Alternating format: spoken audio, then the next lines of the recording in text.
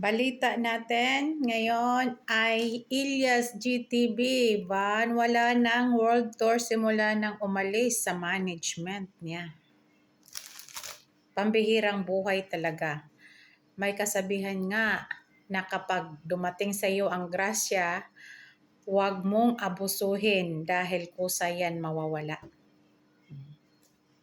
Si Ilyas ay wala ng world tour. Lahat na lang ng mga pinupost ng kanyang mga peking followers, vloggers ay hindi walang katotohanan na mayroon doon sa Amerika, sa Spain, sa lahat. Kung meron man nga, hindi iyon matatawag na world tour. Like for example, Hong Kong, magkinangkong.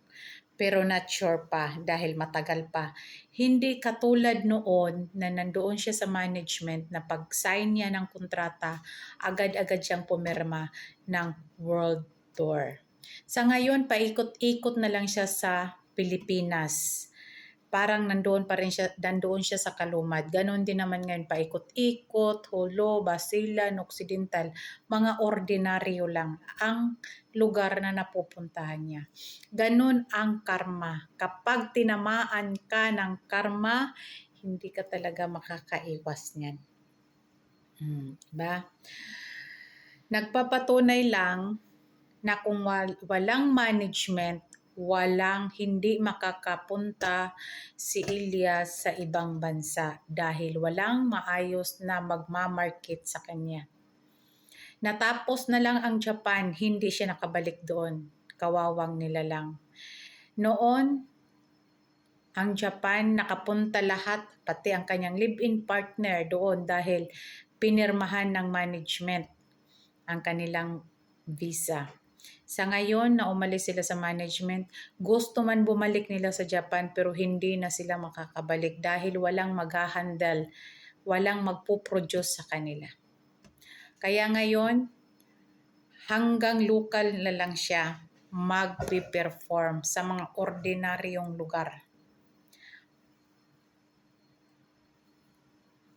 Yan ang sinasabi natin, kapag umulan ng biyaya, huwag abusuhin dahil hindi lahat ng bagay ay pareho. Katulad yan ngayon.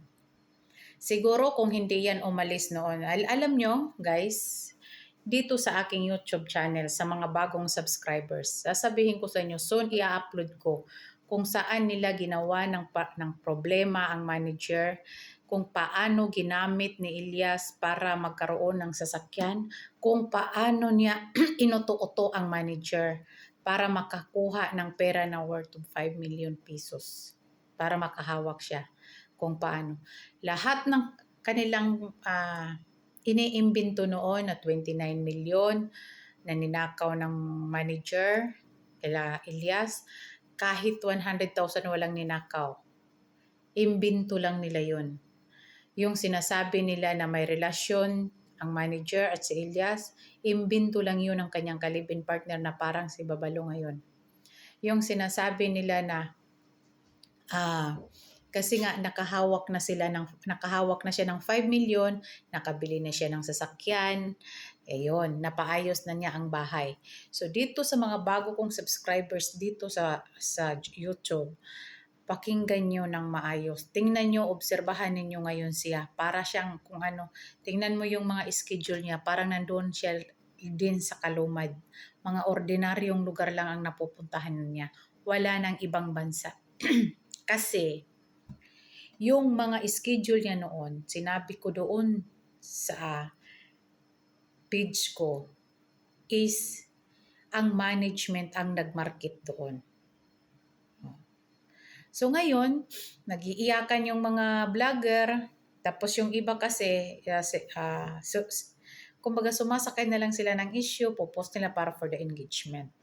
Yung iba na hindi pa ako kilala, sasabihin, alam mo ba bakit? Ano ba kilala mo?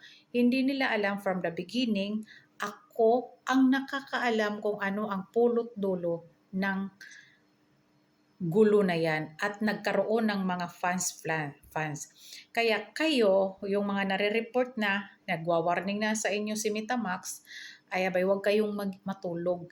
Kasi baka pagising ninyo, wala na yung account nyo. Dahil nga sinimulan ninyo.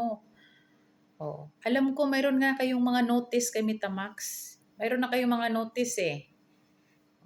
So ngayon, ano ang feelings ng paplastikan, papatik-atik na umasinso si Ilyas, which is hindi, at nalaman namin ang katotohanan sa Musa kung anong istorya ng sasakyan. Well, kahit sikanhan yan. Oh. Mahilig naman talaga ang mga taong ambisyoso na wala sa lugar. Mahilig talaga yan mamulot ng basura. Yan si Ilyas. Ambisyosa na mayabang. Pero hindi niya tiningnan yung sarili niya at yung pamilya niya na halos walang mga damit.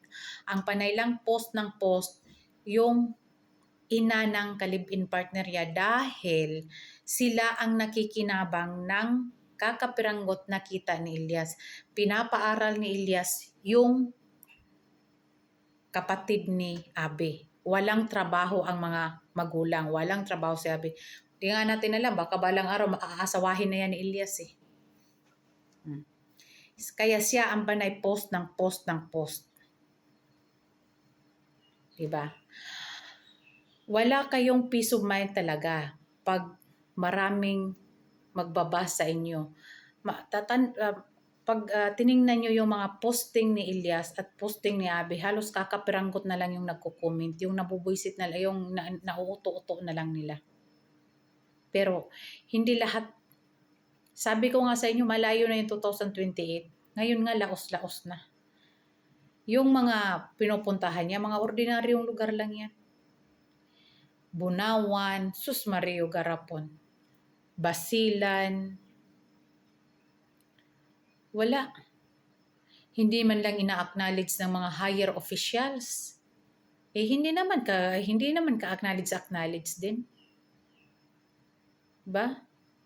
Maniniwala pa ako kung mga ina-acknowledge ng mga higher officials sa lugar na pinupuntahan. Minsan kasi, mas maraming naniniwala sa hindi totoo kaysa doon sa totoo. Dahil kahit alam nila ang totoo, nagbubulag-bulagan sila dahil for the views, for the content, for the earnings. Kasi sinabayan nila yung ni Ilyas. Diba? Mahirap talaga magkunwari tayo. Pero sabi ko nga, wala namang problema. Manghiram kayo o sinangla sa inyo ang sasakyan. Sabihin nyo sinangla, hiniram, nirintahan. Dahil maglilik talaga yan. Oh. Paano ako maniniwala? Mismo ang magulang ni Ilyas walang bahay. Hindi man lang nabigyan ng mga negosyo yung mga tiyuhin niya, pinsan niya, kung totoong umaasenso. Paano ako maniniwala dun? Paano kami maniniwala? Tapos, nagpa-interview kay Corina Sanchez, yung pinakitang bahay, hindi naman sa kanila. Di ba isa kasinungalingan yan? Ha? Napakalaking sinungaling din yung sinasabi nila noon na 29 million na ninakaw ng manager at nilandi ng manager si Ilyas. Pagkaunggoy-unggoy ng tao na, kapangit-pangit na. Puro mga tiguang, lahat mga matatanda lang ang nagkagusto sa kanya. Diba? Soon, dito ko i-re-upload yung ginawa ni Abi na kasinungalingan para mag-viral. Tingnan mo ngayon, yung mukha niya para nang si Babalo. Kuyutis na dito. Kasi improper diet siya. Hindi ko kayo tatantanan at hindi ko kayo titigilan. Dito ko kayo sa YouTube babanatan. Napapagod na kayo sa kadodot-dot, no? The more kayo magdot-dot, the more din kayong marireport. Okay? So, pasensya na, Ilyas, kawawa ka. Super kawawa ka dahil hindi ka na makakatikim ng world tour. Wala nang management eh. Diba? Sorry ka. Okay guys, yan lang muna.